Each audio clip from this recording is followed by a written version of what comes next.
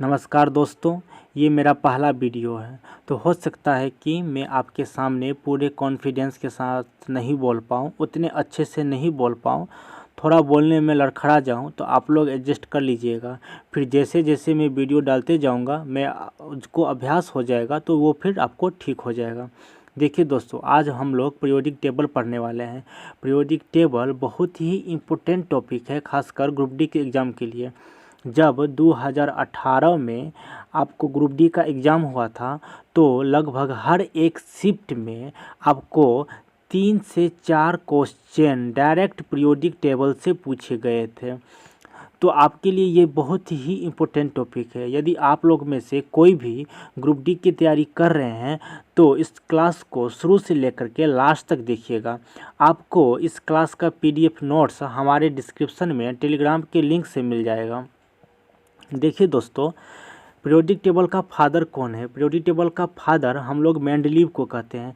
वैसे modern periodic table तो Henry Mosle साहब के द्वारा बनाया गया था, लेकिन ये जो पीरियोडिक टेबल बनाए थे वो मेंडलीव के आधार पर ही बनाए थे, तो इसलिए पीरियोडिक टेबल का फादर मेंडलीव को कहा जाता है। देखिए दोस्तों, कुल मिलाकर के ये 6 ही ऐसे साइंटिस्ट हैं जो अपने अपने हिसाब से अपना अपना थ्योरी दे करके एलिमेंट को क्लासीफाई किए। तो हम इसको क्रम से कैसे याद रखें? हम कैसे याद रखें कि लेवोजियर पहले आए थे, फिर डेवोनियर, फिर न्यूलैंड्स। तो हमने इसका एक ट्रिक बनाया है। इस ट्रिक है लादो न्यू लोटस मेमो। अगर आप 1-2 बार इसको अच्छे से अभ्यास कर लीजिएगा तो आपको ईजिली इनका क्रम आपको याद हो जाएगा। तो देखिए दोस्तों, लेवोजियर LA से शुरू होता है, तो LA क्या होता है? LA होता है ला, तो यहाँ भी है ला, तो लेवोजियर का ला। यहाँ पे है डोबेरिनर, तो DO से क्या होता है? डो या फिर दो कहिए। तो अगर आप डो को दो से रिलेट कर लीजिए। उसके बाद है न्यूलैंड, तो यहाँ पे न्यू, यहाँ भी न्यू। यहाँ पे LOT है लोट, यहाँ पे भी है लोट, तो आप इसको लोट को लोट से आप रिलेट कर लीजिए। मेंडलीव में ME में और मोसले का MO मो, तो लादो न्यू लोटस मेमो। ला से लेवोजियर, डो से डोबोरिनर, न्यू से न्यूलैंड, लोट लोटस है तो लोट से लोथरमेयर, मे से मेंडलीव और मो से मोसलो। तो आप 1-2 बार प्रैक्टिस कीजिए, आपको याद हो जाएगा। इससे क्वेश्चन पूछा भी गया है इनके क्रम से कि निम्नलिखित में से पहले कौन आए, फिर कौन आए मतलब निम्नलिखित में से पहले कौन एलिमेंट का क्लासिफिकेशन किया, उसके बाद फिर कौन एलिमेंट का क्लासिफिकेशन किया। तो इसमें जो सबसे पहला नाम आता है वो है लेवोजियर का। तो आइए दोस्तों, हम लोग लेवोजियर के बारे में अच्छे से पढ़ते हैं।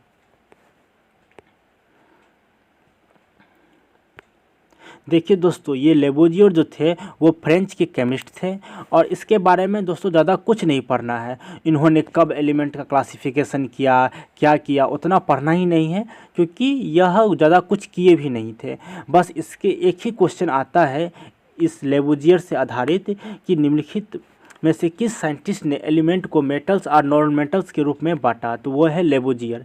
लेवोजियर जो है मेटल्स और नॉन मेटल्स में बांटने के लिए वो उस समय जो भी एलिमेंट खोजे गए थे उसका एसिडिक नेचर और बेसिक नेचर का अध्ययन किए, और एसिडिक बेसिक नेचर के अध्ययन के बाद वह सारे एलिमेंट को मेटल्स और नॉन मेटल्स में बांट दिए। ये बोले कि ये एलिमेंट्स मेटल होगा और ये एलिमेंट्स नॉन मेटल होगा। तो इस तरह का क्वेश्चन पूछा भी गया है कि निम्नलिखित में से किस साइंटिस्ट ने मेटल्स नॉन मेटल्स में बांटा? तो लेवोजियर ने बांटा। तो इन्होंने मेटल्स और नॉन मेटल्स को बांटने के लिए क्या आधार बनाया था? तो उसने एसिडिक और बेसिक नेचर को आधार बनाया था। तो दोस्तों, लेवोजियर हो गया। अब हम लोग पढ़ेंगे डोबेरिनर के बारे में।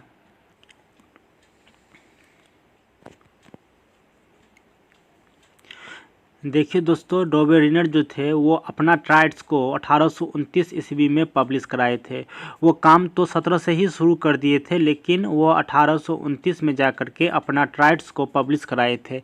ये जर्मन के केमिस्ट थे और इन्होंने ट्राइड्स रूल दिया था। तो ये क्वेश्चन जो है बहुत बार पूछा जा चुका है कि निम्नलिखित में से किन साइंटिस्ट ने ट्राइड्स रूल को दिया है? तो डोबेरिनर है वो साइंटिस्ट थे जिन्होंने ट्राइड्स रूल को दिया था। दोस्तों, ट्राइड्स रूल को हिंदी में कहते हैं त्रिक सिद्धांत। त्रिक सिद्धांत और ट्राइड्स रूल का मतलब होता है 3, यानी 3 एलिमेंट्स का एक ग्रुप बनाए थे जिसको ये ट्राइड्स बोले थे और त्रिक सिद्धांत बोले थे। तो ये ट्राइड्स रूल क्या था, हम इसके बारे में आइए डिटेल से पढ़ते हैं। देखिए दोस्तों, ये डोबेरिनर के द्वारा दिया गया 3 ट्राइड है। पहला ट्राइड ये है, दूसरा ट्राइड ये है और तीसरा ट्राइड ये है। दोस्तों ट्राइड्स होता क्या है, ट्राइड्स रूल है क्या? तो ट्राइड्स रूल बेसिकली ये है कि ये 3 एलिमेंट का एक ग्रुप है। जैसा कि आप पहला ट्राइड में देख रहे हैं, लिथियम, सोडियम और पोटेशियम। तो लिथियम का एटॉमिक मास 7 दिया हुआ है और पोटेशियम का एटॉमिक मास 39 दिया गया है। तो दोनों का जोड़ को अगर हम 2 से भाग दे देंगे तो बीच वाला का आपको एटॉमिक मास आ जाएगा। जैसा कि आप देखेंगे यहाँ पे दिखाया गया है कि सोडियम बराबर जो बीच में है वो सोडियम बराबर 39 + 7/2, तो आपको आ जा रहा है 23। 39 में 7 जोड़िएगा तो 46 और 46 को 2 से भाग दीजिएगा तो आपको आ जाएगा 23। ये 23 जो है ये आपको बीच वाले सोडियम का एटॉमिक मास होगा। यानी फर्स्ट एलिमेंट और लास्ट एलिमेंट का जो मिड वैल्यू होगा, यानी दोनों को जोड़ने पर 2 से भाग देने पर जो आपको एटॉमिक मास आएगा वो बीच वाले का होगा। तो ट्राइड्स रूल यही था। तो उस समय जो आपको डोबेरिनर थे वो आपको कुल मिलाकर के 3 ट्राइड्स दिए थे। तो पहला है लिथियम, सोडियम और पोटेशियम। लिथियम को हम लोग दोस्त Li से लिखते हैं, सोडियम को लिखते हैं हम लोग Na से और पोटेशियम को लिखते हैं K से। तो इसका ट्रिक है लीनाक। आप नाक तो समझते ही क्या होता है। अगर हम लोग लीनाक याद करते हैं तो लीनाक आपको फर्स्ट ट्राइड का आपको ट्रिक है। अगर आप लोग ऐसे याद रखिए, लीनाक, ली से लिथियम, ना से सोडियम, के से पोटेशियम। देखिए दोस्तों, अब हम लोग दूसरे ट्राइड के बारे में पढ़ते हैं। दूसरा ट्राइड में है आपको कैल्शियम, स्ट्रोंशियम और बेरियम। देखिए दोस्तों, कैल्शियम का है आपको एटॉमिक मास 40, बेरियम का है 137 और दोनों को जोड़ दीजिए तो आप 40 और 137 को जोड़ के 2 से भाग देंगे तो आपको 88.5 आ जा रहा है, जो कि इसके बहुत ही करीब मान 88 है, जो कि स्ट्रोंशियम का होता है। तो ट्राइस रूल यही था कि फर्स्ट एलिमेंट और सेकंड एलिमेंट के एटॉमिक मास को जोड़ के 2 से भाग दे देंगे तो बीच वाला का एटॉमिक मास आ जाएगा। तो इसका आपको ट्रिक अगर याद रखना है तो कैल्शियम का आपको सिंबल होता है Ca, स्ट्रोंशियम का होता है SR होता है और आपको बेरियम का हो जाता है आपको Ba। तो कार, स्कूटर, बाइक, अगर आप ऐसे याद रखते हैं कार, स्कूटर, बाइक, तो आपको सेकेंड ट्राइड भी याद हो जाएगा। देखिए दोस्तों, थर्ड ट्राइड जो है उसको याद करने का कोई ज़रूरत नहीं है, क्योंकि हम लोग को मालूम है क्लोरीन, ब्रोमीन और आयोडीन, ये श्रृंखला हम लोग को बहुत ही आसानी से याद है, क्योंकि ये हैलोजन ग्रुप में इसी क्रम में पढ़ते हैं। देखिए दोस्तों, यहाँ पे क्लोरीन का 35.5 दिया गया है और आयोडीन का 127 दिया गया है। तो इस दोनों को जोड़ के भी यहाँ पे फिर से 2 से भाग देंगे तो 81.25 आया है, जो कि 80 के बहुत ही करीब है। तो ये भी कहीं ना कहीं ट्राइड्स रूल को फॉलो कर रहा है। तो ये कुल मिला करके डोबेरिनर ने 3 ट्राइड दिए थे। देखिए दोस्तों, बहुत सारे बच्चों को कन्फ्यूजन है। बहुत लोग कहते हैं कि डोबेरिनर ने 4 ट्राइड दिए थे, बहुत लोग कहते हैं कि नहीं 6 ट्राइड दिए थे, बहुत लोग कहते हैं 3 ट्राइड दिए थे। तो आप लोग हमेशा से याद रखिएगा कि डोबेरिनर जो थे वो आपको 3 ट्राइड्स दिए थे। जब डोबेरिनर आपको ये पब्लिश कराए थे, अपना ट्राइड्स को पब्लिश कराए थे, उस समय करीब 15 से 18 एलिमेंट ही खोजे गए थे। तो उस 15 से 18 एलिमेंट में आपको 3 ट्राइड्स दिए थे। एक ट्राइड्स में 3 एलिमेंट है, यानी 9 एलिमेंट को ही क्लासीफाई कर पाए थे। बाकी के जो एलिमेंट थे वो ट्राइड्स रूल को फॉलो नहीं कर पाए थे। लेकिन 15-18 के बाद जो फिर एलिमेंट खोजे गए थे उसमें से कुछ ट्राइड्स रूल को फॉलो किए थे। तो आप लोग इस बात को अच्छे तरीक़े से याद कर लीजिए कि डोबेरिनर जो थे वो 3 ही ट्राइड्स दे पाए थे और वो 3 ट्राइड्स इस प्रकार से थे जो मैंने आपको अभी पढ़ाया है।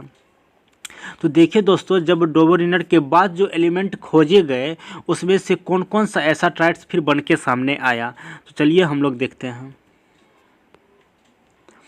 देखिए दोस्तों, ये कुल 6 ट्राइड है। ये आपको 3 ट्राइड तो मैं आपको पहले ही बता चुका हूँ, लिथियम, सोडियम, पोटेशियम और कैल्शियम, स्ट्रोंशियम, बेरियम और क्लोरीन, ब्रोमीन, आयोडीन।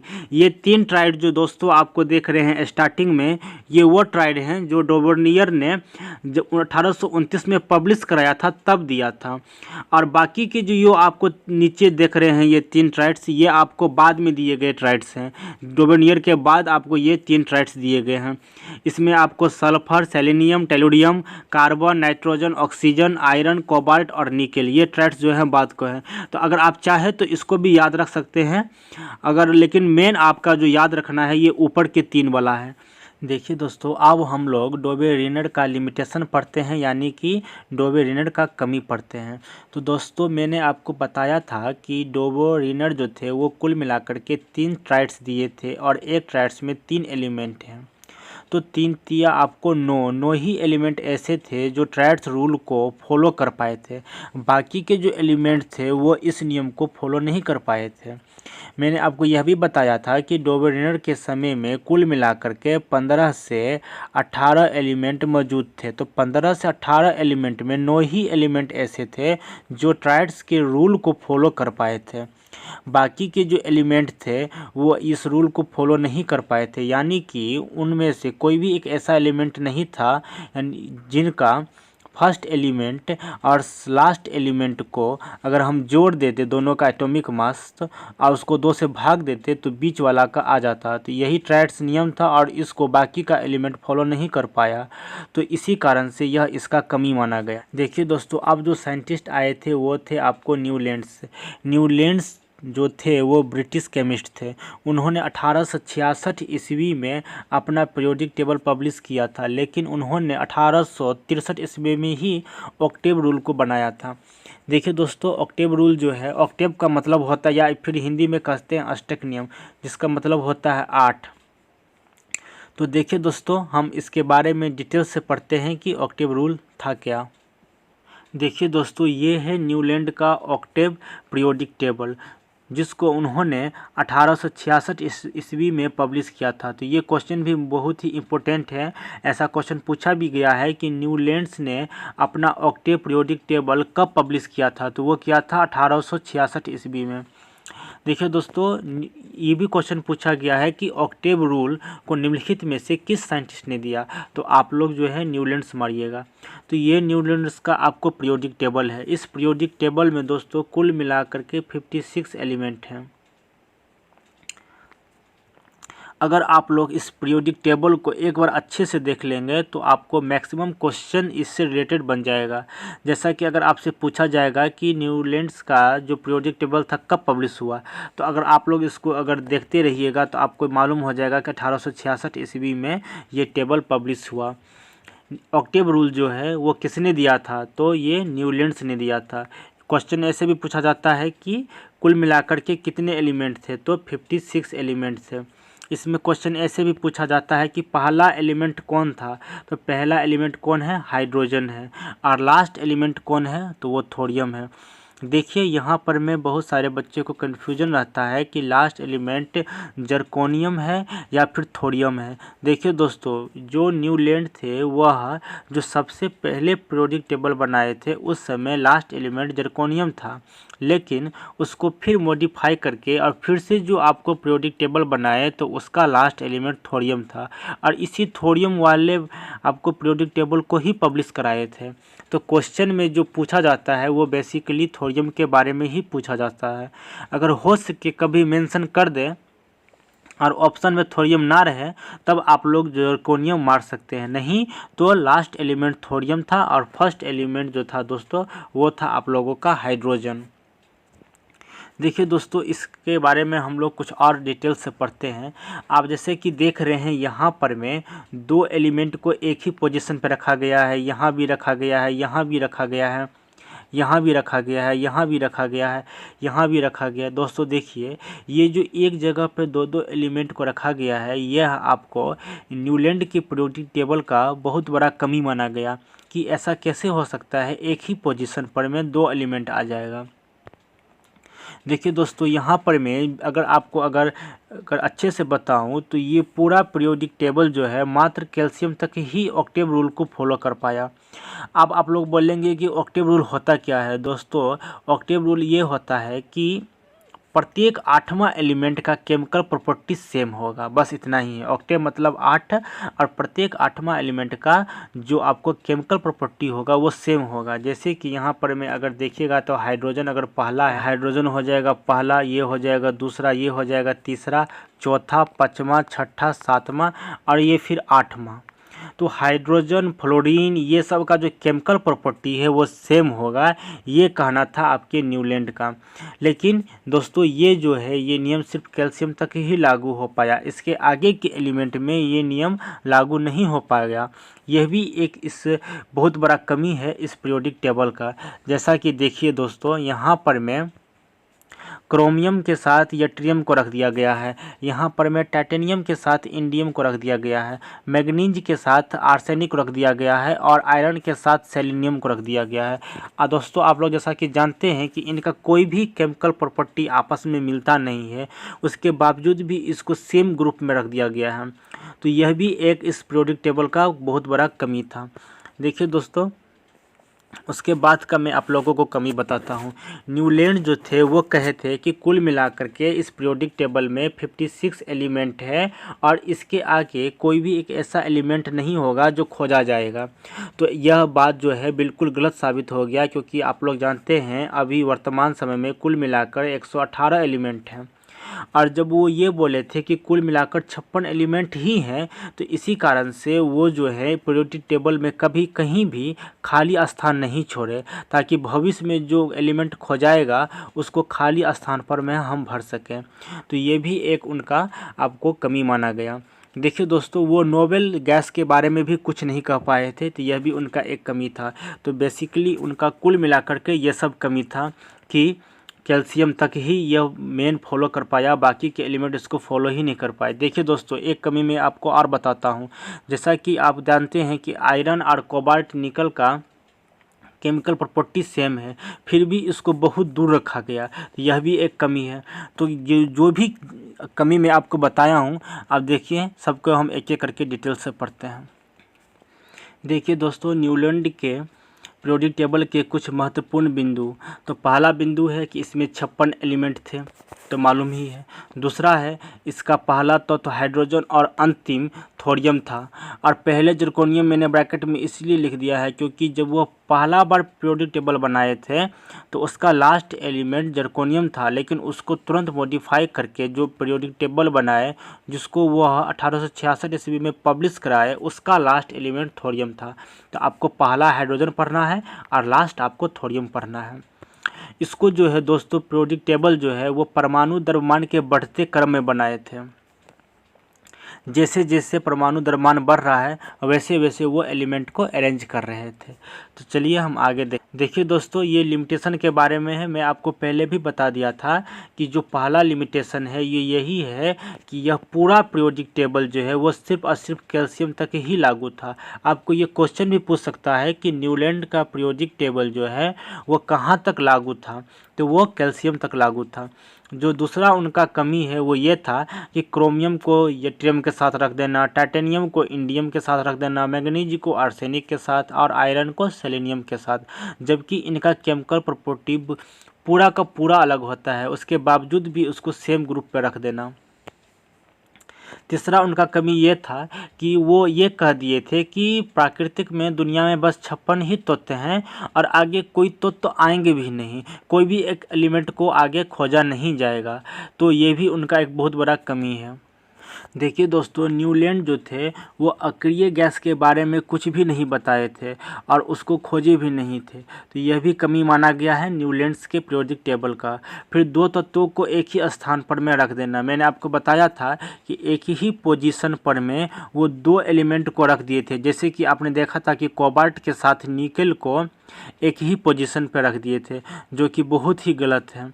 और एक बात और आप देखिएगा कि Fe कोबाल्ट और निकल का जो आपको केमिकल प्रॉपर्टी होता है वो लगभग सेम होता है, इसके बावजूद भी आपको Fe को कोबाल्ट निकल से बहुत ही दूर रखा गया। तो ये जितना सारा भी आपको पॉइंट्स है ये सब न्यूलैंड्स के पीरियोडिक टेबल का कहीं ना कहीं कमी था।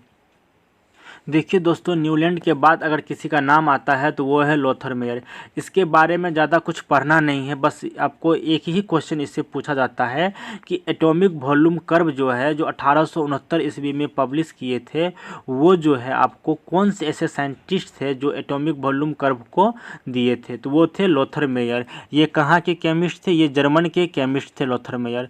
तो आपको बस ये क्वेश्चन पूछ सकता है कि एटॉमिक वॉल्यूम कर्व निम्नलिखित में से किस साइंटिस्ट ने दिया, तो आप लोग लोथर मेरे मारिएगा। ये थे, देखिए दोस्तों वो किस प्रकार से दिखता है। देखिए दोस्तों यही है एटॉमिक वॉल्यूम कर्व। यहाँ पर में एटॉमिक वॉल्यूम है और इधर एटॉमिक मास है। ये ग्राफ पे आपको प्रत्येक एलिमेंट को यहाँ पर मैं क्लासीफाई करके वो इस तरह से ड्रॉ किए थे। तो इसके बारे में ज़्यादा कुछ भी नहीं पढ़ना है, बस यही क्वेश्चन आपको पूछ सकता है कि बस एटॉमिक वॉल्यूम कर्व जो है वो निम्नलिखित में से किन साइंटिस्ट ने दिया था, और इसके अलावा कुछ नहीं पूछ सकता है। तो चलिए दोस्तों अब हम लोग आगे देखते हैं। देखिए दोस्तों लोथर मेयर के बाद यदि किसी का नाम आता है तो वो है मेंडेलीव का। मेंडेलीव जो थे वो रशियन केमिस्ट थे। उन्होंने 1872 ईस्वी में अपना पीरियोडिक टेबल को पब्लिश कराया। बहुत सारे बच्चों के मन में ये डाउट्स रहता है कि सर मेंडेलीव ने पीरियोडिक टेबल कब दिया था, 1872 या फिर 1869। देखिए दोस्तों मेंडेलीव जो थे वह 1869 में पीरियोडिक टेबल बना चुके थे, लेकिन वह 1872 ईस्वी में अपना पीरियोडिक टेबल को पब्लिश कराया। मेंडेलीव ने जो है वह परमाणु द्रव्यमान को आधार बनाए थे एलिमेंट के क्लासिफिकेशन के लिए। वैसे तो इससे पहले जितने भी साइंटिस्ट थे सब परमाणु द्रव्यमान के ही आधार पर में एलिमेंट का क्लासिफिकेशन किए थे। आगे हम लोग पढ़ेंगे हेनरी मोसले के बारे में, बस उनको छोड़ करके बाकी जितने भी साइंटिस्ट थे वो परमाणु द्रव्यमान का ही सहारा लिए थे एलिमेंट के क्लासिफिकेशन के लिए। मेंडेलीव जो थे दोस्तों वो सभी एलिमेंट्स का ऑक्साइड्स और हाइड्राइड्स बना रहे थे और उसकी केमिकल प्रॉपर्टी को, उसके बिहेव को देख रहे थे कि इसको हम किस हिसाब से क्लासीफाई करें। दोस्तों ऑक्साइड क्या होता है, जब किसी एलिमेंट को ऑक्सीजन से रिएक्शन कराते हैं तो वो उसका ऑक्साइड कहलाता है, और जब किसी एलिमेंट को हाइड्रोजन से रिएक्शन कराते हैं तो वो उसका हाइड्राइड्स कहलाता है। देखिए दोस्तों ये है मेंडेलीव का पीरियोडिक टेबल। अब इसके बारे में हम एक एक पॉइंट्स को अच्छे से देखते हैं। देखिए दोस्तों जो आपको पिंक कलर का आपको जो दिख रहा है जो एलिमेंट, वो सारा का सारा एलिमेंट बाद में जोड़ा गया है, इसीलिए इसका कलर जो है वो आपको चेंज कर दिया गया है। मेंडेलीव के समय में आपको ये जो देख रहे हैं आपको इनर्ट गैस, ये नहीं खोजा गया था।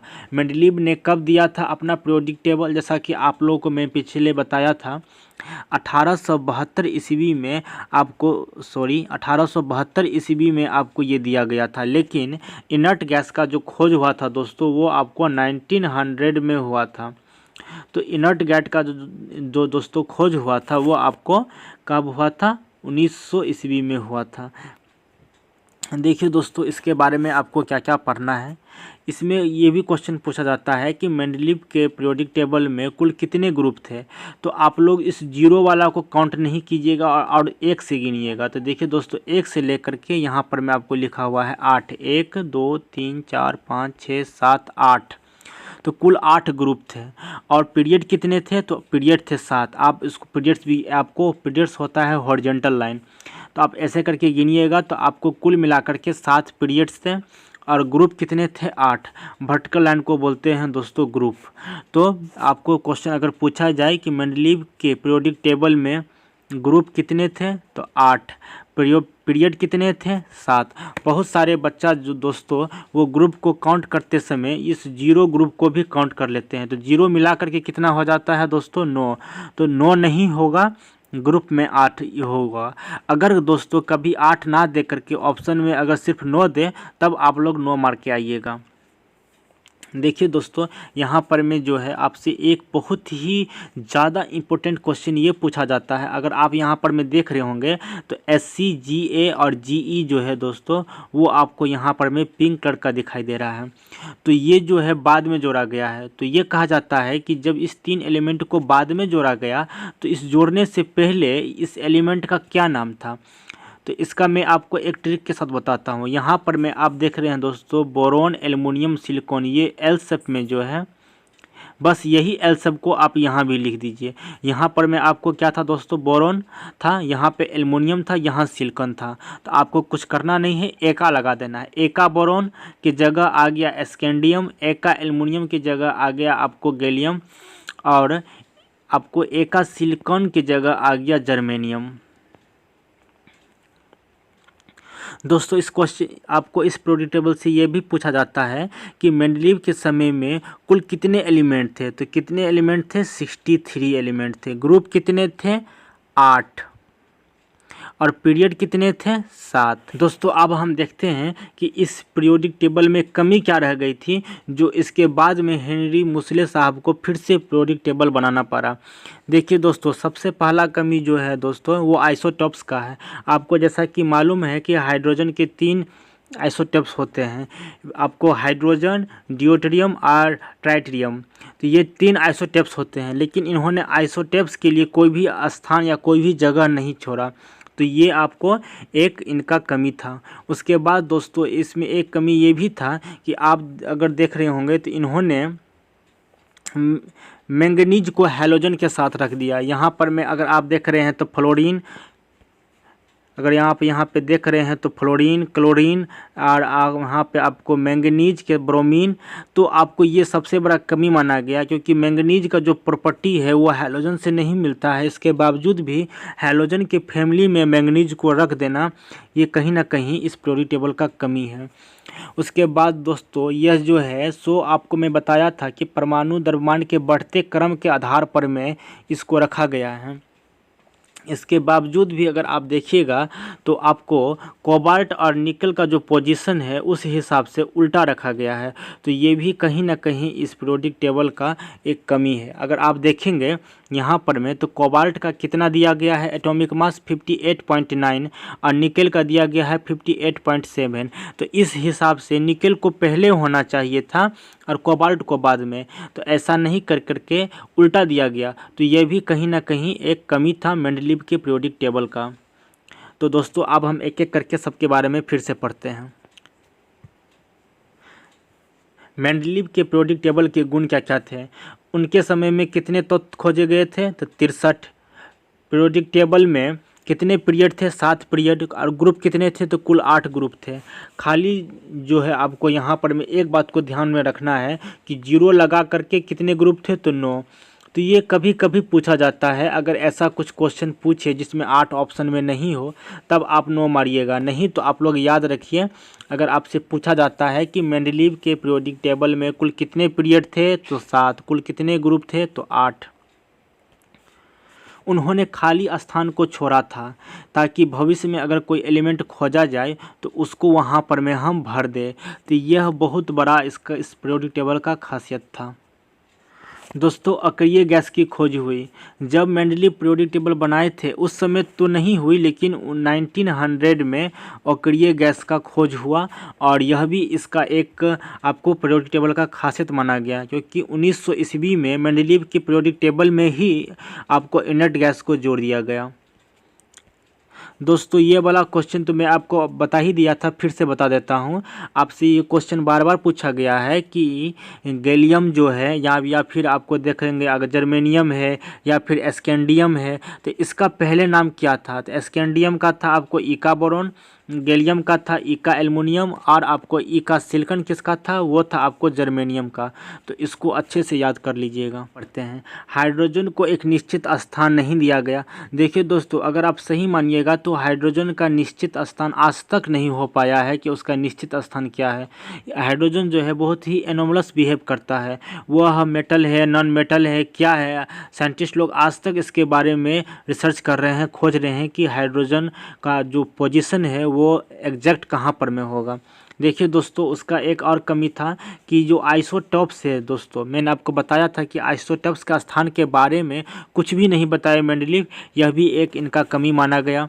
दूसरा, जैसे मैंगनीज को हैलोजन के साथ रख देना, तो ये कहीं से भी मैंगनीज का जो गुण है, केमिकल प्रॉपर्टी है, वो हैलोजन से नहीं मिलता है, तो उसके साथ रख देना, यह भी इस पीरियोडिक टेबल का कमी था। उसके बाद जो कोबाल्ट है और जो निकल है, कोबाल्ट और निकल में आपको अगर देखिएगा तो कोबाल्ट का जो एटॉमिक मास है वो निकल से ज़्यादा है, तो इसके कारण आपको कोबाल्ट को बाद में आना चाहिए था, लेकिन ऐसा नहीं है, कोबाल्ट पहले है और निकल बाद में है। तो ये भी कहीं ना कहीं इस पीरियोडिक टेबल का कमी था। तो अब जो नाम आता है वो है हेनरी मुसले साहब का। हेनरी मुसले साहब मॉडर्न पीरियोडिक टेबल का खोज किए थे। कब किए थे? 1913 ईस्वी में। ये इंग्लिश के फिजिकिस्ट थे। और इन्होंने मॉडर्न पीरियोडिक टेबल को खोज किया था परमाणु संख्या एटॉमिक नंबर के आधार पर में। वैसे तो इनका पीरियोडिक टेबल मेंडलीव के पीरियोडिक टेबल पर ही आधारित था, बस एक ही अंतर था कि मेंडलीव जो है वो एटॉमिक मास को आधार माने थे और ये जो आपको मोसले साहब हैं वो एटॉमिक नंबर को आपको आधार माने थे। तो देखिए दोस्तों, अब हम मॉडर्न पीरियोडिक टेबल के बारे में पढ़ते हैं। देखिए दोस्तों, ये है मॉडर्न पीरियोडिक टेबल, हमारा प्यारा सा मॉडर्न पीरियोडिक टेबल यही है, इसी के बारे में हम लोग को पढ़ना है। देखिए दोस्तों, इसको मॉडर्न पीरियोडिक टेबल को 4 भागों में बांटा गया है, S block, P block, D block और एफ ब्लॉक। इस 4 ब्लॉक में आपको पूरे पीरियोडिक टेबल को बांटा गया है। देखिए, ये पहला ग्रुप और ये दूसरा ग्रुप जो है दोस्तों, इसको बांटा गया है एस ब्लॉक में। फिर दोस्तों यहाँ से लेके यहाँ तक जो ग्रुप है इसको बांटा गया है डी ब्लॉक में, और ये वाला जो ग्रुप है इसको बांटा गया है दोस्तों पी ब्लॉक में, और जो आप देख रहे हैं नीचे में 2 लाइन एलिमेंट है इसको बांटा गया है एफ ब्लॉक में। तो अब हम इसके बारे में थोड़ा अच्छे से पढ़ते हैं। देखिए दोस्तों, इस पूरे पीरियोडिक टेबल में कुल 118 एलिमेंट हैं। ग्रुप कितने हैं? तो दोस्तों ग्रुप की संख्या है 18। मैं आपको पहले भी बता दिया था कि ग्रुप क्या होता है दोस्तों, जो वर्टिकल लाइन होती है वो आपको ग्रुप कहलाती है और जो आपको हॉरिजॉन्टल लाइन होती है वो आपको पीरियड कहलाती है। तो आपको पीरियड की संख्या 7, ग्रुप की संख्या 18 और कुल एलिमेंट दोस्तों आपको 118 है। कुल एलिमेंट 118, ग्रुप 18 और पीरियड आपको 7। आपसे ये भी पूछा जा सकता है कि मॉडर्न पीरियोडिक टेबल का दोस्तों वो पहला एलिमेंट कौन सा है? तो पहला एलिमेंट है हाइड्रोजन और लास्ट एलिमेंट है आपको यहाँ पर में अनअनऑक्टियम। दोस्तों यहाँ पर में ओजी लिखा गया है, बहुत जगह बहुत पीरियोडिक टेबल में यू और ओ भी लिखा रहता है, तो यू का अर्थ होता है अनअनऑक्टियम। अगर आपको क्वेश्चन इस तरीके से पूछे कि पीरियोडिक टेबल का लास्ट एलिमेंट कौन है जो प्राकृतिक में पाया जाता है, तब आप लोग मारिएगा यूरेनियम, जो कि आप 92 यहाँ पर में देख रहे हैं। तो लास्ट एलिमेंट आपको अनअनऑक्टियम है और प्राकृतिक रूप से लास्ट एलिमेंट आपको यूरेनियम है, और इसको 4 भागों में बांटा गया है। ये दोनों एस ब्लॉक, यहाँ से यहाँ डी ब्लॉक, यहाँ से यहाँ पी ब्लॉक और यहाँ से यहाँ एफ ब्लॉक। देखिए दोस्तों, इसमें कितना एलिमेंट है? 7, और इसमें कितना एलिमेंट है? 6। तो 7 6 को जोड़िएगा तो 13 एलिमेंट आता है, तो यानी एस ब्लॉक में कुल 13 एलिमेंट हैं। तो इससे आपको भी क्वेश्चन आ सकता है कि एस ब्लॉक में कुल कितने एलिमेंट हैं? तो जो फर्स्ट ग्रुप है उसमें 7, जो सेकेंड ग्रुप है उसमें 6, 7 और 6 को जोड़िएगा तो 13 जो एलिमेंट है वो एस ब्लॉक में है। उसके बाद स्थान आता है आपको डी ब्लॉक का। अगर आपसे क्वेश्चन पूछता है कि डी ब्लॉक में कुल कितने ग्रुप हैं, तो डी ब्लॉक में कुल 10 ग्रुप हैं। ये ग्रुप 2 3 4 5 6 7 8 9 और 10, ये कुल 10 ग्रुप आपको डी ब्लॉक में आते हैं। और प्रत्येक ग्रुप में कितना एलिमेंट है? तो 1 2 3 4, तो 4 एलिमेंट हैं, 10 ग्रुप हैं, तो कुल मिलाकर के डी ब्लॉक में 40 एलिमेंट आपको आते हैं। यहाँ से लेकर के यहाँ तक आपको डी ब्लॉक कहलाता है। डी ब्लॉक में 10 ग्रुप 40 एलिमेंट, एस ब्लॉक में 2 ग्रुप 13 एलिमेंट। उसके बाद हम लोग पढ़ते हैं यहाँ पर में पी ब्लॉक। देखिए दोस्तों, पी ब्लॉक में कुल मिलाकर के 6 ग्रुप आता है, boron family, carbon family, nitrogen family, oxygen family, और ये है आपको फ्लोरीन फैमिली, और ये है आपको इनर्ट गैस। तो यहाँ से लेके यहाँ तक अगर आप गिनिएगा तो 1 2 3 4 5 6, कुल मिलाकर के 6 ग्रुप आपको आते हैं पी ब्लॉक में। तो अगर आप देखिएगा इसमें भी 6 element 6 element 6 element 6 element 6 element, तो 5 6 30 और इसमें आपको है 7, तो कुल मिलाकर के 37 एलिमेंट है पी ब्लॉक में। तो इससे आपको क्वेश्चन पूछे कि डी ब्लॉक में कितना है, पी ब्लॉक में कितना है, एस ब्लॉक में कितना है, तो आप लोग आसानी से इसको बना दीजिएगा। ये आप देखिए दोस्तों, यहाँ पर में है एफ ब्लॉक। तो एफ ब्लॉक में आपको कुल मिलाकर के 28 एलिमेंट है। ये आपको जो फर्स्ट आपको देख रहे हैं ये सीरीज़ जो है इसको लेंथेनेट कहा जाता है, और जो इसकी नीचे वाली सीरीज़ है उसको एक्टिनेट कहा जाता है। देखिए दोस्तों, लेंथेनाइड में भी आपको 14 एलिमेंट है और एक्टिनाइड में भी 14 एलिमेंट है। दोनों को अगर जोड़ देंगे तो एफ ब्लॉक में कुल मिलाकर के 28 एलिमेंट है। आइए हम अब एक एक करके सबके बारे में पढ़ते हैं। देखिए दोस्तों, जो आपको पीरियोडिक टेबल का जो पहला एलिमेंट है वो हाइड्रोजन है, और लास्ट प्राकृतिक रूप से यूरेनियम, और कृत्रिम रूप से होता है मैन मेड, जो इसको मानव ने बनाया है, प्राकृतिक में नहीं पाया जाता है। तो वो कौन सा है? अनऑक्टियम। ग्रुप की संख्या 18, पीरियड का 7, कुल 118 तत्व हैं, 4 भागों में बांटा गया है, आपको बताया था। एस ब्लॉक में 13 एलिमेंट, पी ब्लॉक में 37 एलिमेंट, डी ब्लॉक में 40 एलिमेंट, और एफ ब्लॉक में कुल मिलाकर के 28 एलिमेंट हैं।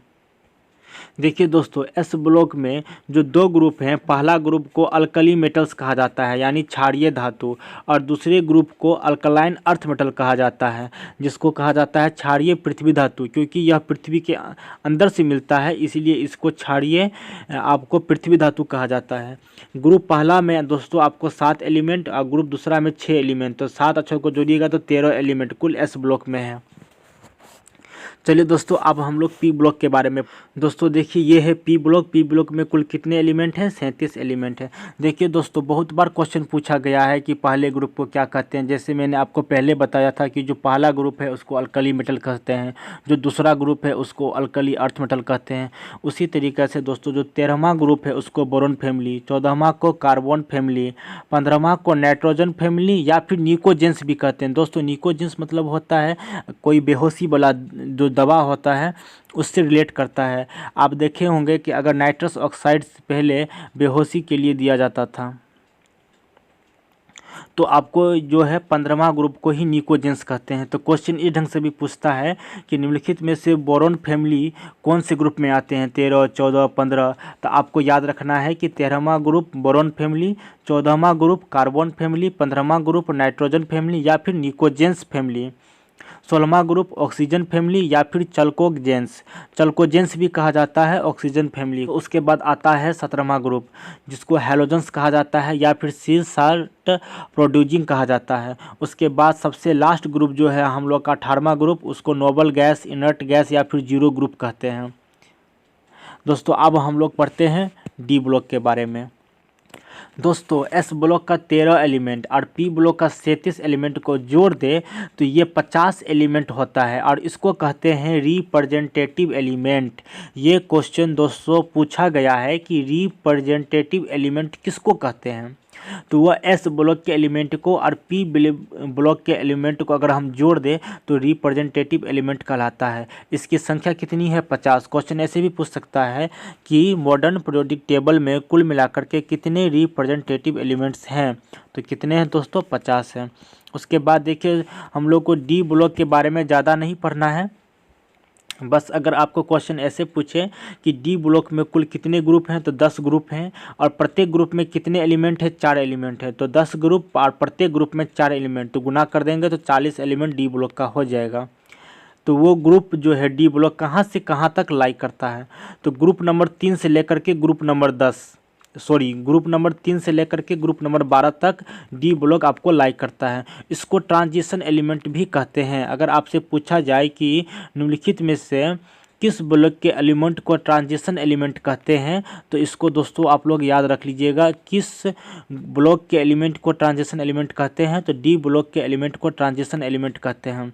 दोस्तों ये भी क्वेश्चन पूछा गया है 2018 में कि निम्नलिखित में से कौन सा ग्रुप जो है जिसको सिक्का ग्रुप या कॉइन ग्रुप कहते हैं। दोस्तों वो ग्रुप नंबर 11 है, क्योंकि 11 नंबर ग्रुप में दोस्तों आपको सिल्वर है और गोल्ड है, आपको कॉपर है। तो आप देखते होंगे दोस्तों, सिक्का हमेशा या तो सोना का बनता है, चांदी का बनता है या फिर तांबा का बनता है।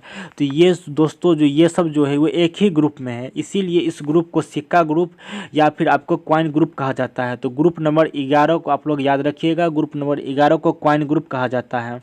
ये कहाँ से कहाँ तक लाइक करता है?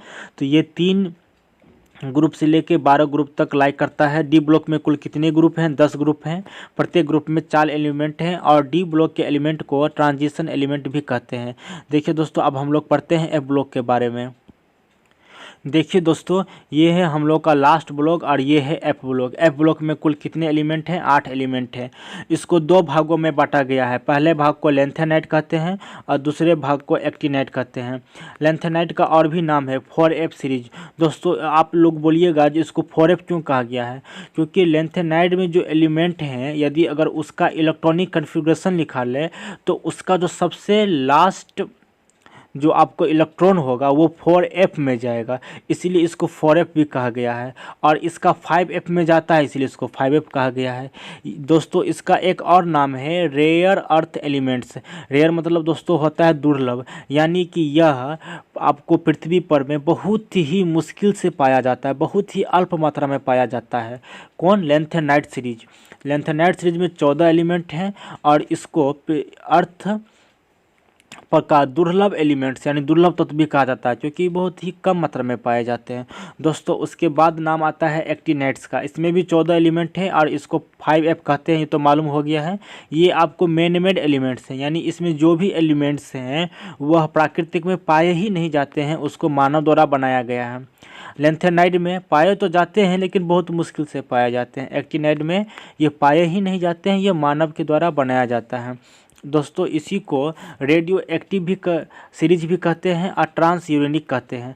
ट्रांस यूरेनिक का दोस्तों मतलब होता है यूरेनियम के बाद जो एलिमेंट आया, यानी एक्टिनाइट जो है दोस्तों इसमें यूरेनियम के बाद का जो एलिमेंट है वो आता है, इसीलिए इसको ट्रांस यूरेनिक भी कहते हैं। और इसमें जो आपको एलिमेंट्स पाए जाते हैं वो रेडियो एक्टिविटी को शो करते हैं, इसी कारण से इसको ये सब नाम पड़ा है।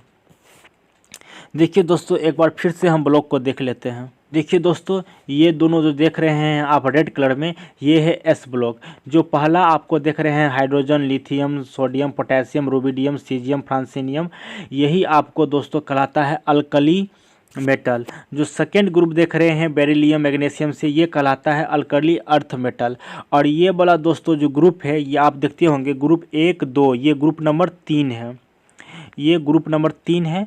और यहाँ से अगर आप देखिएगा तो 1, 2, 3, 4, 5, 6, 7, 8, 9, 10 यहाँ तक आपको जो है ये आपको कहलाता है डी ब्लॉक। और यहाँ कौन है दोस्तों? ये है आपको 13वां ग्रुप। ये कौन सा है? 12वां ग्रुप। और ये कौन सा है? 13वां ग्रुप। तो दोस्तों देख रहे हैं कि डी ब्लॉक कहाँ से कहाँ लाई कर रहा है? 3 से लेकर के 12 के बीच में ये डी ब्लॉक लाई कर रहा है। दोस्तों ये 11 नंबर ग्रुप को देखिए। अगर 11 नंबर ग्रुप को देखते हैं तो पहला एलिमेंट है कॉपर, इसका भी सिक्का बनता है। उसके बाद है आपको सिल्वर, Ag, इसका भी सिक्का बनता है। उसके बाद है Au, तो आपको सोना का भी सिक्का बनता है। इसीलिए ग्रुप नंबर 11 जो है ये आपको सिक्का ग्रुप कहलाता है। ये है आपको दोस्तों, ये है एफ ब्लॉक, इसमें भी 14 एलिमेंट हैं। और ये है आपको एक्टिनाइट, इसमें भी 14 एलिमेंट हैं। ये है दोस्तों आपका पी ब्लॉक। और ये है दोस्तों अगर आपका एस ब्लॉक। तो इसमें देखिए ये है 20 शुरू, इसको बोरॉन फैमिली क्यों कहते हैं ग्रुप नंबर 13 को? क्योंकि ये बोरॉन से शुरू होता है। इसको कार्बन फैमिली कहते हैं क्योंकि ये कार्बन से शुरू होता है। इसको नाइट्रोजन फैमिली कहते हैं क्योंकि ये नाइट्रोजन से शुरू होता है। इसको ऑक्सीजन फैमिली कहते हैं यानी क्योंकि यह ऑक्सीजन से शुरू होता है। ये है हमारा इनर्ट गैस। तो दोस्तों उम्मीद करता हूं कि आपको ये वीडियो बहुत ही अच्छा लगा होगा। यदि आपको वीडियो अच्छा लगा है तो इसको लाइक कीजिए, इस चैनल को सब्सक्राइब कीजिए। और हाँ, अगर आप इसका PDF चाहते हैं तो हमारे डिस्क्रिप्शन में जाइए, वहाँ पर मैं आपको टेलीग्राम का लिंक मिलेगा, वहाँ पर जा कर के आप इस वीडियो को डाउनलोड कर सकते हैं। तो देखिए दोस्तों ये मेरा पहला वीडियो है, इसीलिए थोड़ा हो सकता है कि मैं उतने कॉन्फिडेंस के साथ नहीं बोल पाया हूँ। मैं कोशिश करूँगा आगे इस चीज़ में सुधार करने का। धन्यवाद।